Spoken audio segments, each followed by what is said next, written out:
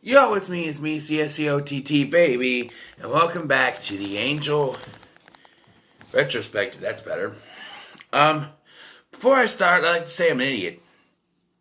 So, I thought this first episode of season 2, was the episode in which they show Jeremy Renner. As I thought, I got confused. I thought Jeremy Renner was the vampire who was after Angel because he killed his girlfriend, which is at the beginning of season 3. Well, I was using the restroom, and I had something playing in the background. It's Angel, someone on YouTube doing videos about Angel, and they were talking about an episode in season 1 with Jeremy Renner as the vampire, and I'm like, oh, that's season 1. See, I didn't watch all of season 1 because I've seen it so many times. I know a lot. Like I said, I sat there to start talking about stuff, and I went through just few little episodes, important episodes, and I guess I missed that one. So I don't know. But now we're on season 2 of Angel, and it starts off kind of. Watching into this again, I will say that I did enjoy it more than I usually do. Season 1 and season 5 are actually my two favorites when it comes to seasons. And yes, it has to do with Doyle and Spike, but I don't know. I really enjoy those. And so season 2 has always been, because of a sharp turn Angel takes towards the middle, it always kind of brings me down. But I think, going in with a critical eye, I'm starting to understand what's going on in Angel's head and why he does this and what. So we'll address it when I get to it. But the season premiere, the first episode of season 2, doesn't really do anything other than introduce us to Lorne, who is a demon who owns a bar, a karaoke bar called Carrot Toss, and they use this. He's a demon that can read your aura if you sing. And so they use this going forward. In this episode alone, Angel sings Mandy by Barry Manilow.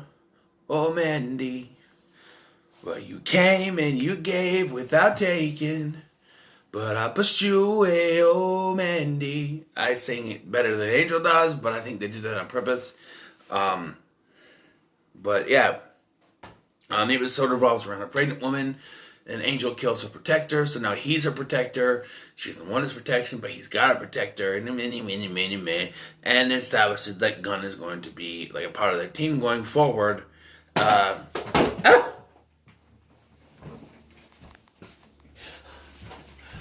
Why? Sort of. Behave, Spike. I don't want to behave. Go sort off, you bollocks.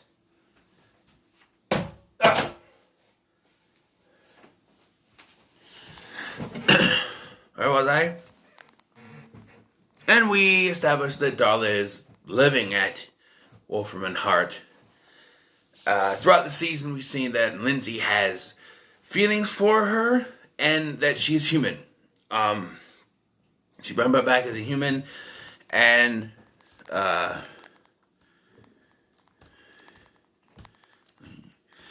she starts to mess with Angel, going into his dreams, which puts him to sleep most of the time. The second episode, Are You Now, Have You Ever Been, pries into Angel's past. And normally I don't like those episodes, but this one doesn't go back to when he was Liam with the terrible accent. No, it goes back to the 50s, where Angel was staying at a hotel. A hotel we first see in the first episode, where he and the pregnant woman use the basement to escape. In this episode, Angel tasks the team with trying to find whatever demon lives inside it and kill it. And ultimately, this leads to flashbacks with this demon who can essentially mess with your inhibitions and make you do stuff you don't normally do. And Well, it has connections to a woman Angel met in the 50s, and somehow she's still alive, even though supposedly she's been in that hotel room for the past 50 years. I don't know. But at the end, they move into the hotel, and that's their new base, because the beginning of season, the first episode, they have nowhere to live. They're basically working out of Cordelia's apartment. So, yeah. And I didn't mention this in season 1, but Cordelia has a ghost. There was an episode based on it. It was the ghost named Dennis. And his mother was, also a ghost there, but she was an evil ghost. It turns out his mother killed her. This was in season 1 that they did this episode. And it was a Doyle episode, so I enjoyed it, but I didn't mention it. Because it's not really important. Dennis really shows up here and there when they're at her apartment, but it's really not anything, other than in season 1 when he won't let them in the apartment because Faith is hiding in there. I forgot to mention that. That's very important. And we do find out that Angel is talking to Faith, and she's in prison, because I didn't realize that, but yeah.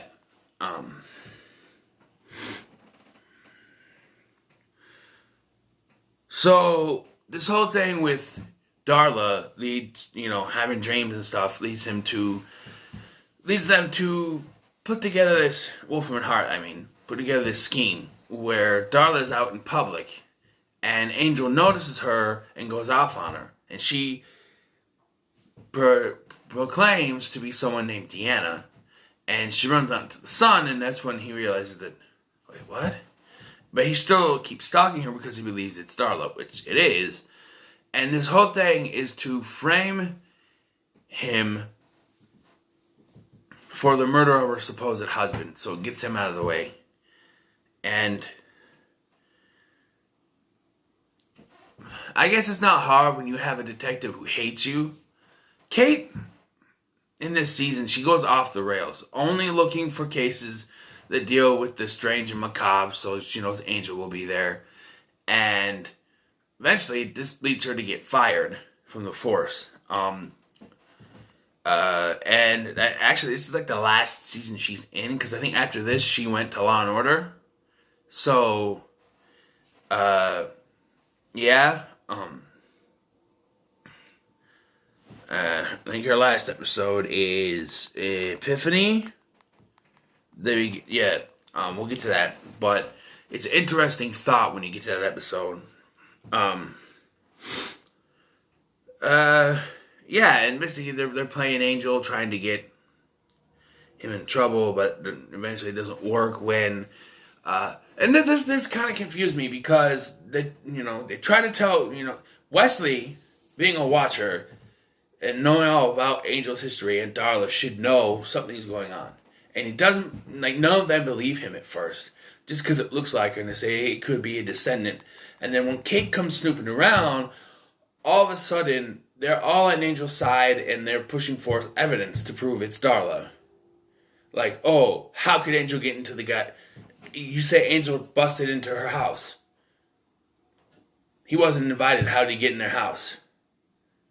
Because the vampire, you have to be invited. Remember that, because we'll get to that. But, so that means that the people who actually own the house are dead.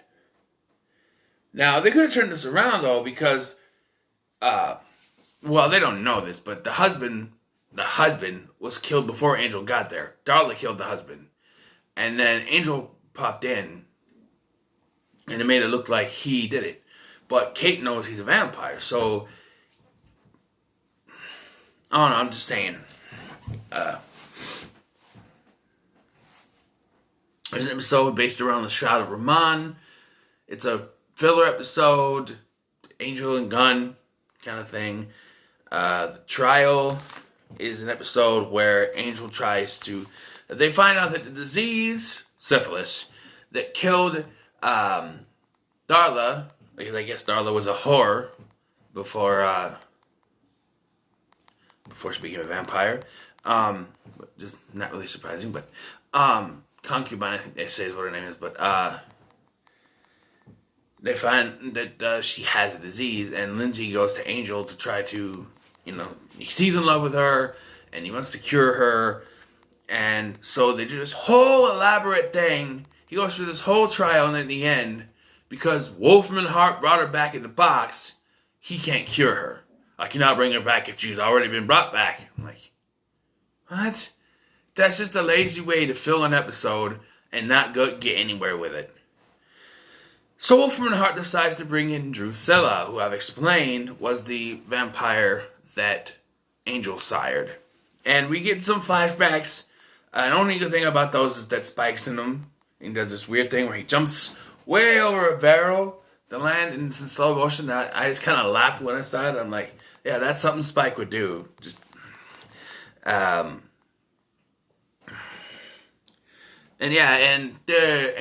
Angel goes a little too far in his quest, and he sets them on fire. They're going around killing people, and this actually leads to killing off Holland Manners, as there is a party at Wolfram and Hart. Lindsay and Lila get out. The rest are not, including Holland Manners.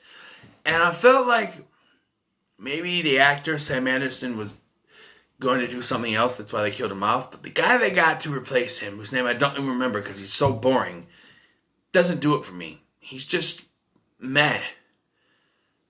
Sam Anderson had a certain bravado around his talk, and we get one more episode with him where Angel breaks into Wolfram and Hart and demands to go to the Home Office, which is revealed to be Earth itself. And I like that episode because, Sam Anderson can deliver a line as Holland Manners, where the guy they got to replace him is just boring. He's bald, boring. It's, Let's see. After Angel sets the vampires on fire, he fires Wes, Cordelia, and Gunn, and they open their own detective agency in some building, and I feel like that was in season 1, but there's an episode where Wesley pretended to be Angel. It's in this. It's here. Guys will be guys. He pretends to be Angel, and he ends up with a girlfriend. And I don't remember if that furthers in season 3, but they do mention they do show them together throughout the season here, and they do mention, hey, is that the guy that's dating whatever her name is? Yeah. And Lauren leads in this episode they're talking about leads them to a Swami who is actually being killed and replaced by someone working for Wolfram and Hart, and it's the Tooth Fairy guy from the Santa Claus movies. That's how I remember him as. Or Jim from an episode of Home Improvement. I am Jim. Jim? Tim. I just remember it. You can call me Jimbo. Jimbo. Yeah,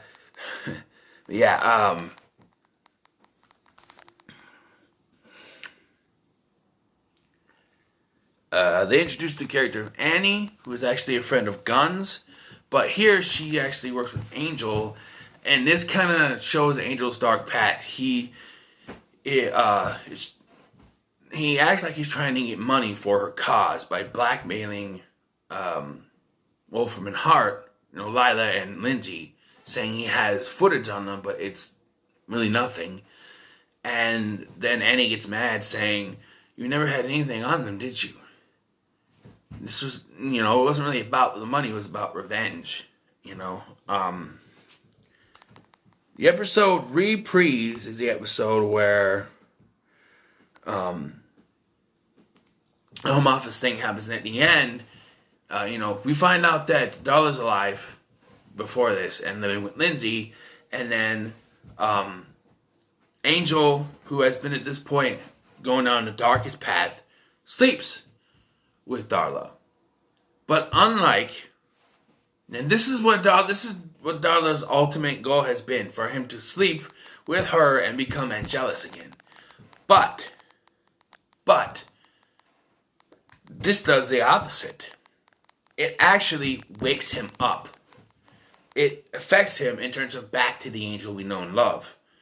Because he's been on this dark path ever since Darla has come around. and been inside his head. And this, and I like the fact he's like, you can never make me happy. He goes, she's like, we can try. Come on, get back into bed. We'll do it again. We'll go again. I'm like, I just laughed. I'm like, okay, we'll go again. But no. And he leaves her. And this is the last we see of Darla for the season. And we get back to her in season 3. I'll just say that. The Thin Dead Line was the episode before this, and it had zombie cops. And the end of Reprise has Kate overdosing, and Angel breaking through the door to save her. The next episode begins with that, to save her, and then he begins to make amends to his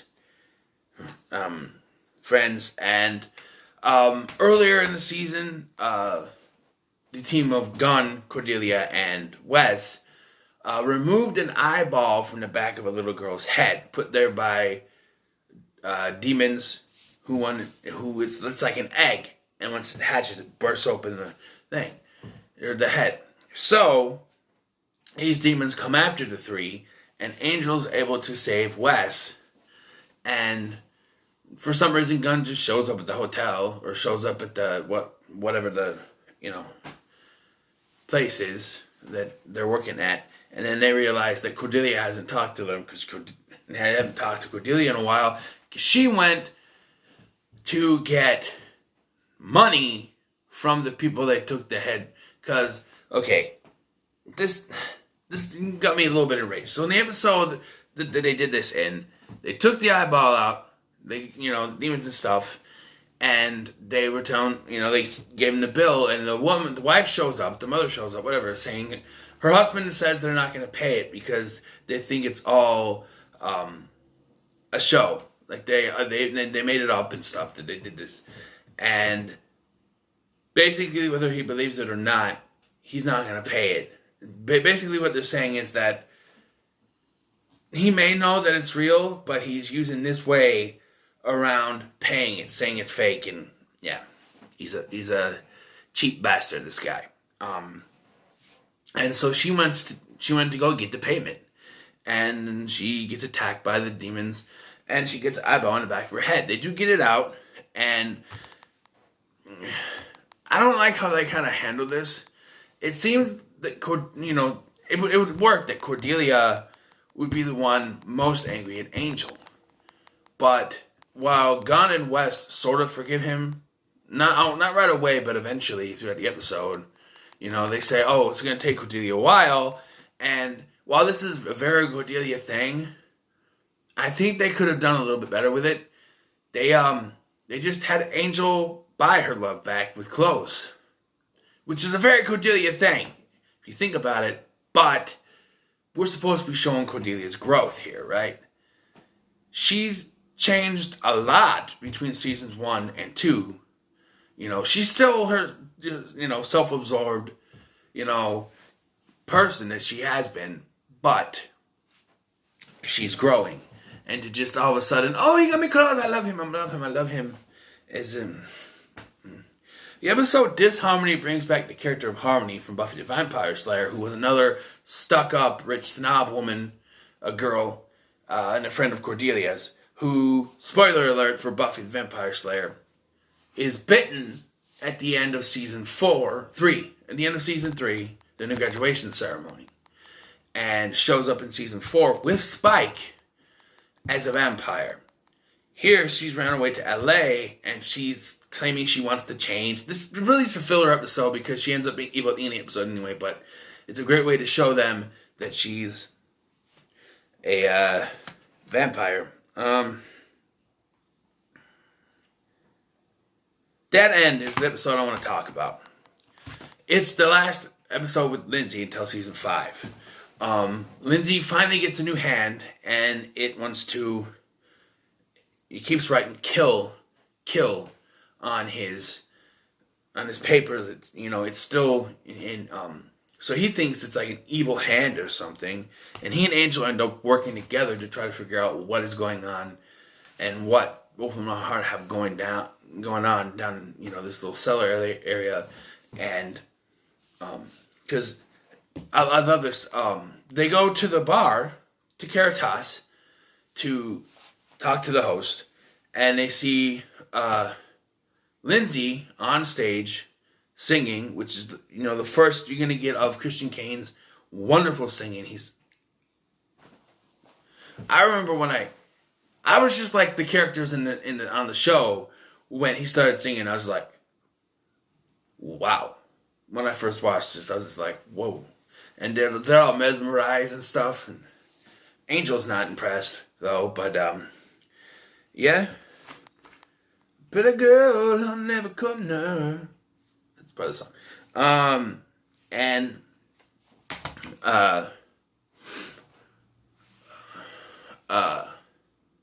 so Lauren tells them their quests are the same. Their paths are the same or something like that. And it leads them to this underground area or something where the Wolfram and Hart have a bunch of bodies. Some people are very much alive. Other people have body parts missing. And some people are worse for wear. And Lindsay finds the one, whose hand he has. And it turns out it's someone he knows. He worked with this person in the mailroom when he first started at Wolfram and Hart. And the guy's going, kill. And Lindsay's like, kill who? And the guy just says, kill me. This hand was not an evil hand trying to kill someone. It was trying to tell them to euthanize himself, to euthanize him, to kill him. He doesn't want to. This guy is in pain. He's suffering. He wants the suffering gone. That's what it was. Lindsay and Angel, take the place out. They take the people out, and they're suffering, and they blow the place up. This changes Lindsay's disposition on the whole thing, and he's done with Wolfram and Hart. He blows up in a meeting because they were going to choose him, and he goes off, so they don't choose him. And he, using a whole evil hand. I got an evil hand. I can kill every one of you guys right now.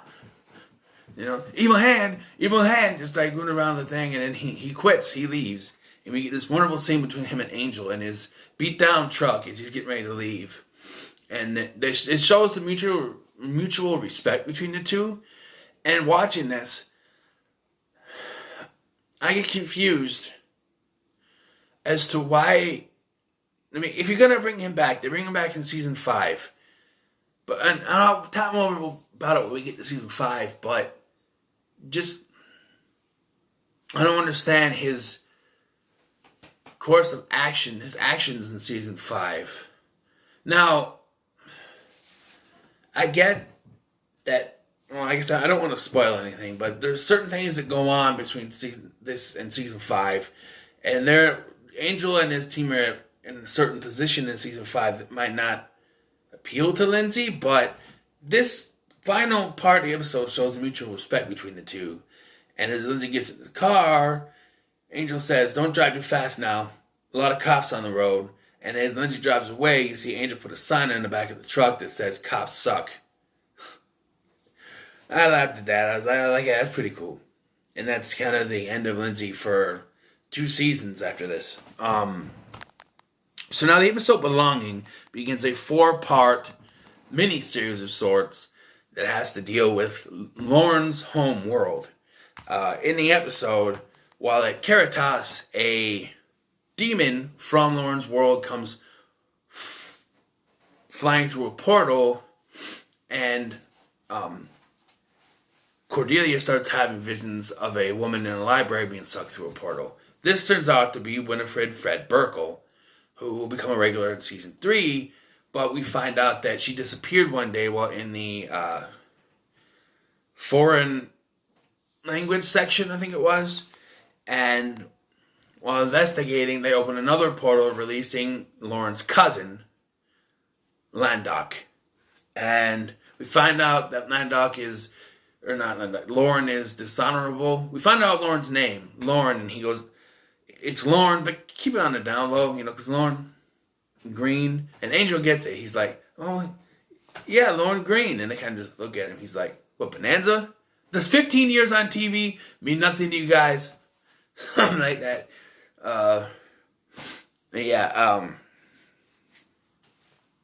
I like that. By the end of the episode, Landok is sent back when they open the portal to Caritas.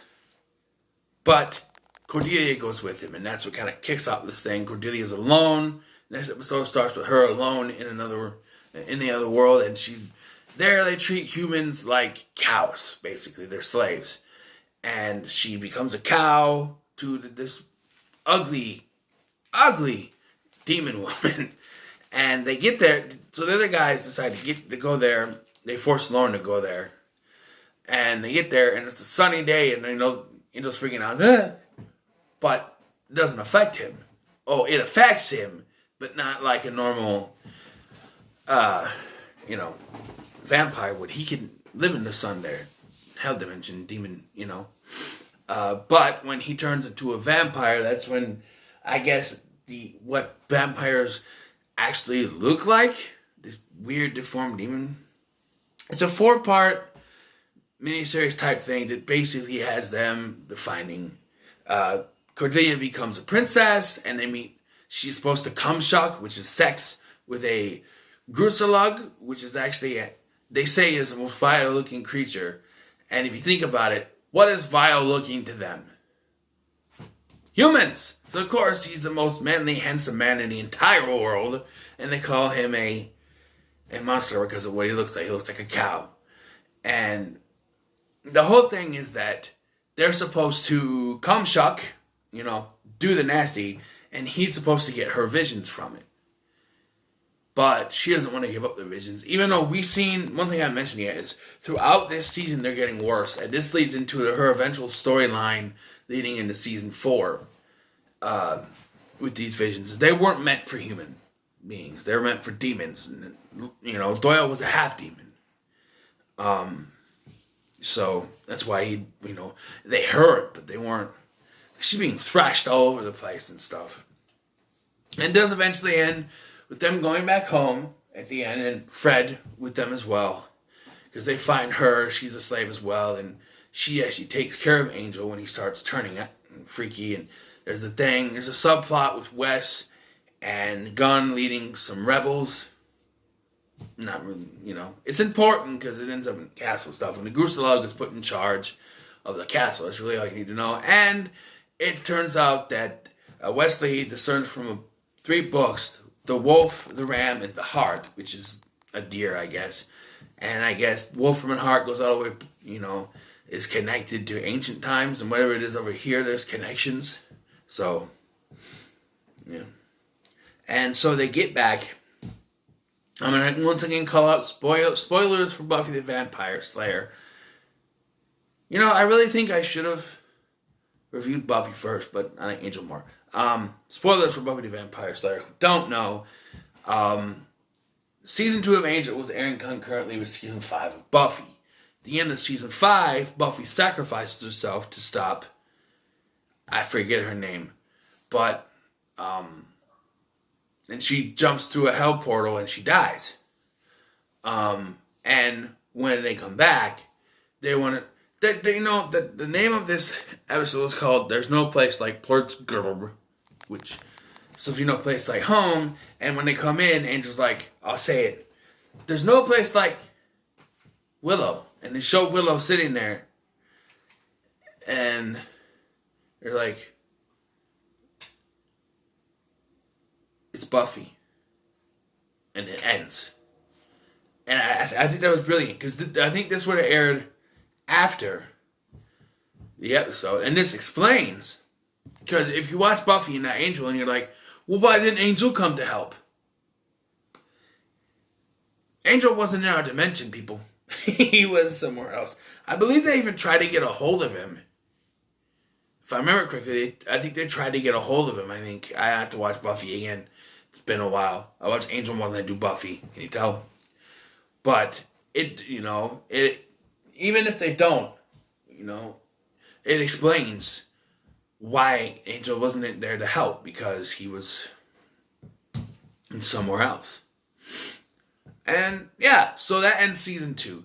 Overall, I'd say it's probably the worst of the 5 seasons, but that's not saying anything bad because all 5 of these seasons are pretty good.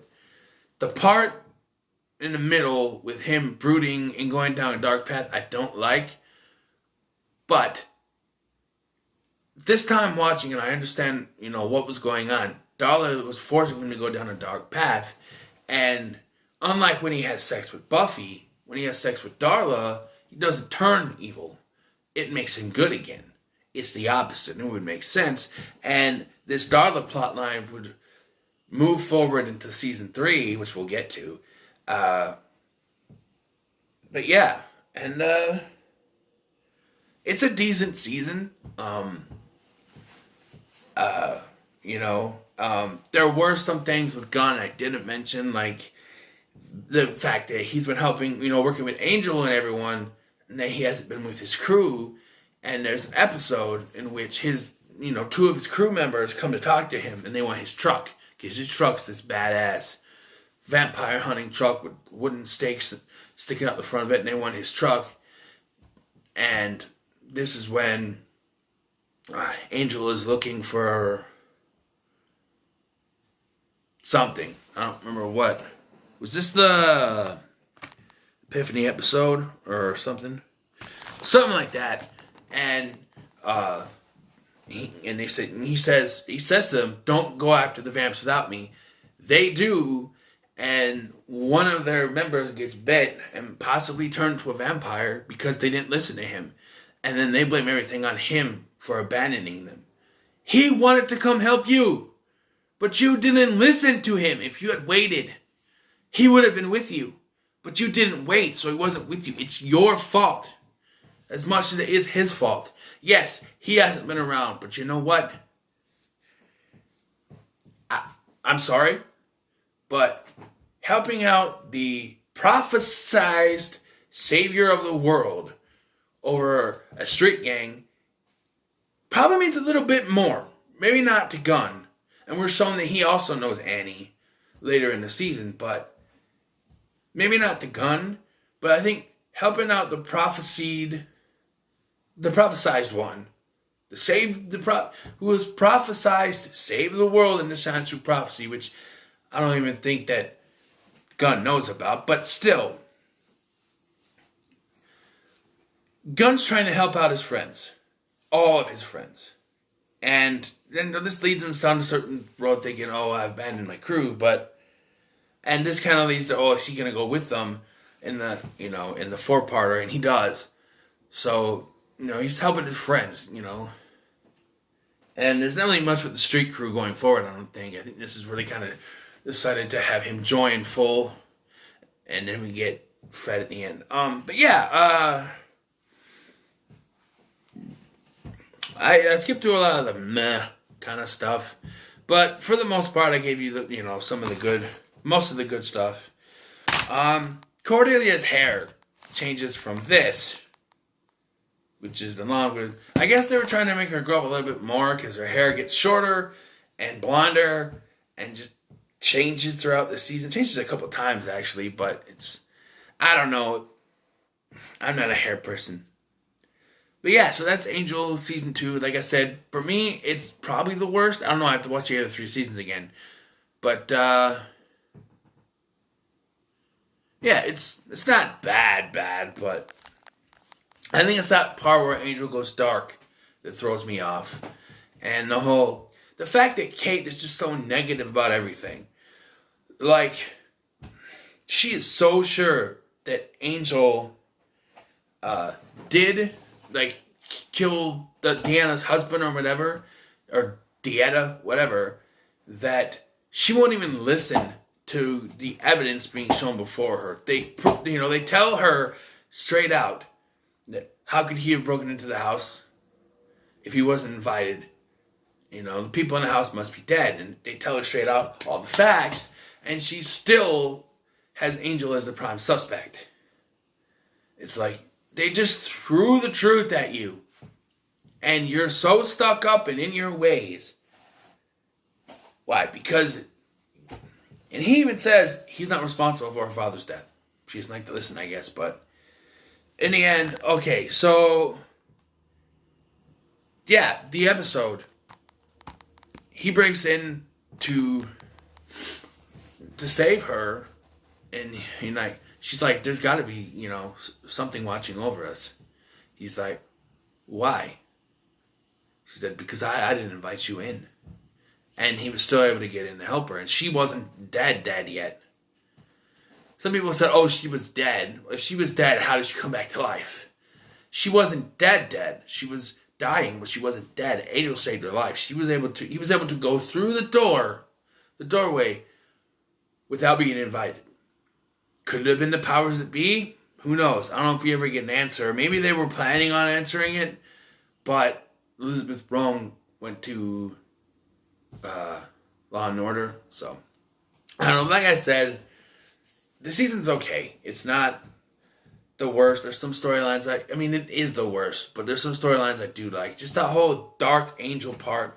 And I know it happens throughout the series, but I never liked the episodes where they go back and explain in flashbacks Angel's, Liam's, Angelus, whatever, past. It's like, I understand this is a show, but there's just so much of that I can take, and they do it throughout the entire season. There's even, in season 5, I think they do an eccentric Spike episode on it, and I'm just like, But, yeah, I need to end this because it's getting too long. But, yeah, season 2, yeah, I keep trying to close this thing and I type out more. Yeah, so what are your thoughts on Angel Season 2? Let me know in the comments below. Like, share, and subscribe. I'll see you in the next one.